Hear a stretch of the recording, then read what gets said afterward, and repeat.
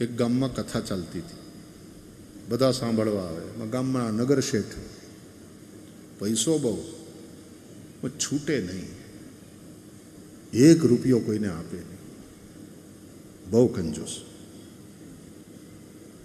કથા સાંભળવા આવતા એ પણ એક દિવસ આવીને મહારાજને કહે, મહારાજ પધરામણી કરો ને, અમારું ઘર પાવન કરો. એટલે સાધુ પુરુષ તો કે ભલે. ગયા,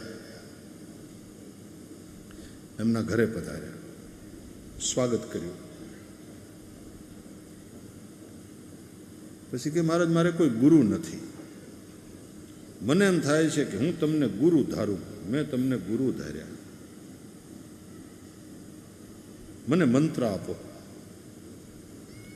મહારાજે મંત્ર આપ્યો. પછી કે ગુરુ દક્ષિણા આપવાની થાય, અને દક્ષિણામાં તો મારે દક્ષિણામાં શું આપવાનું? રૂપિયા સિવાયની વાત કરજો. કંજૂસ. એટલે મહારાજે કહ્યું રૂપિયા નથી જોતા, દક્ષિણામાં તમે એક સંકલ્પની દક્ષિણા આપો. શેઠજી, રોજ ભગવાનની સેવા કરજો. અરે કે મહારાજ તો કેટલી બધી માથાકૂટ, ભગવાનની મૂર્તિ લઈ આવો એમાં રૂપિયા થાય, પછી ભગવાનના વાઘા લાવો એમાં રૂપિયા લાગે, પછી ભગવાનને પંચામૃતથી સ્નાન કરાવો, આ બધું રૂપિયા વગર ક્યાં થાય મહારાજ? તમે કંઈક બીજી વાત કરો. અરે કે નહીં, ભગવાનની સેવા કરવાની રોજ તમે સંકલ્પ કરો, માનસી સેવા કરજો. સારું, આપણે રૂપિયા નથી લગાડવા. એ કેવી રીતે થાય મહારાજ? તમારે નાહી ધોઈ અને બેસી જવાનું. મનથી ભગવાનની સોનાની મૂર્તિ બનાવી. એ કે હોનાની મૂર્તિ મહારાજ ભાવ પૂછા? અરે અરે, મનથી બનાવવાની છે ભાઈ, તારે 1 પૈસો નથી ખર્ચવાનો, મનથી જ બનાવવાની છે. પછી હોનાની મૂર્તિ બનાવી? આ સાક્ષાત બાલકૃષ્ણ પ્રભુ છે. આ ભાવથી સ્નાન કરાવવા, મનથી ભલે. પછી મનથી ભગવાનને સુંદર વસ્ત્ર અને અલંકાર ધરાવવાના. ઠાકોરજીને મનથી વસ્ત્ર ધરાવો, ભગવાનને અલંકાર ધરાવો, સોના રૂપા હીરા મનથી કરવાનું છે. તને 1 પૈસાનો ખર્ચો નહીં થાય. કે મારે એ ફાવે, જેમાં ખર્ચો ના હોય એ ફાવે. ભલે ભલે, મનથી તો હારામાં હારું કરવાનું ને. પછી મનથી જ કરવાનું છે તો પછી હું ખામી રાખવાની? તો પછી ખોટા હીરાના શું કામ? સાચા હીરાના જ આભૂષણ ધરીએ ને, સાચા મોતીના હાર ભગવાનને ધરવાના, મનથી જ ધરવાના છે. તો ઉત્તમોત્તમ ધરો, બરાબર. પછી ભગવાનનો શૃંગાર કરી અને ભગવાનને ભોગ લગાવવાનો મનથી.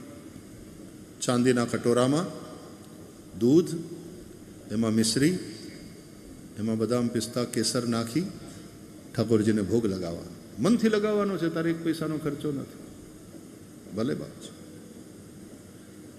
પણ રોજ આ થવું જોઈએ. આ સંકલ્પની દક્ષિણા આપો. આ નિયમ રોજ પાળવાનો છે. કે ભલે મહારાજ એમાં કંઈ ખર્ચો નથી એટલે મને કાંઈ વાંધો નથી, સંકલ્પ કર્યો, કથા પૂરી થઈ ગઈ, મહારાજ તો ગયા. શેઠજીએ દીક્ષા લીધેલી, નિયમ લીધેલો, નાહી ધોઈને બેઠા. મનથી બાલકૃષ્ણનું સુવર્ણનું સ્વરૂપ મૂર્તિ, પ્રેમથી સ્નાન કરાયું, વસ્ત્ર આભૂષણ ધર્યા, ચાંદીના કટોરામાં દૂધ, મિશ્રી, બદામ પિસ્તા કેસર ભેળવી ઠાકોરજીને ભોગ લગાડ્યો. મનથી આરતી કરી, પ્રાર્થના કરી મનથી. 1 દિવસ, 2 દિવસ, મહિનો, 2 મહિનો, ધીમે ધીમે ધીમે એ માનસી સેવામાં આનંદ આવવા લાગ્યો, તન્મયતા વધવા લાગી. ઘણો બધો સમય ગયો. માનસી સેવાનો શેઠજી આનંદ લે છે. મનથી જ ભગવાનના સ્વરૂપને સ્નાન કરાવે છે, મનથી સુંદર વસ્ત્રો ધરાવે છે, મનથી જ સુંદર સાચા મોંઘા આભૂષણ ધરાવે છે, મનથી જ દૂધ ચાંદીના કટોરામાં દૂધ મિશ્રીનો ભોગ લગાવે. તન્મયતા સિદ્ધ થવા લાગી, આનંદ વધવા લાગ્યો. એકવાર એકાદશીનો દિવસ હતો. શેઠજી સ્નાન કરી અને નિત્ય નિયમ પ્રમાણે સેવા કરવા બેઠા હતા.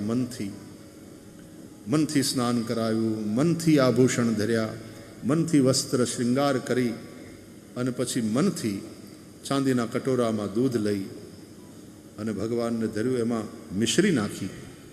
આજે મિશ્રી થોડી વધારે પડી ગઈ મનથી,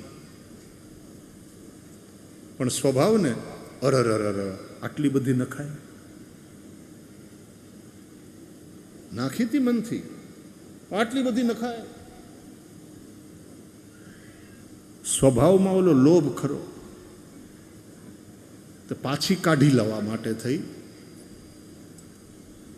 અને હાથ આમ નાખ્યો ચાંદીના કટોરામાં મનથી.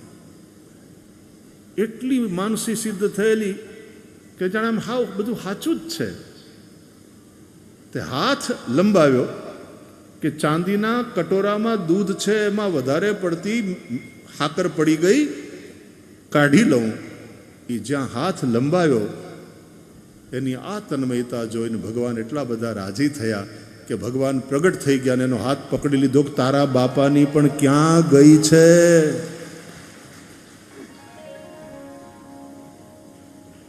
ભગવાન પ્રગટ થયા, પ્રત્યક્ષ થયા. કેમ?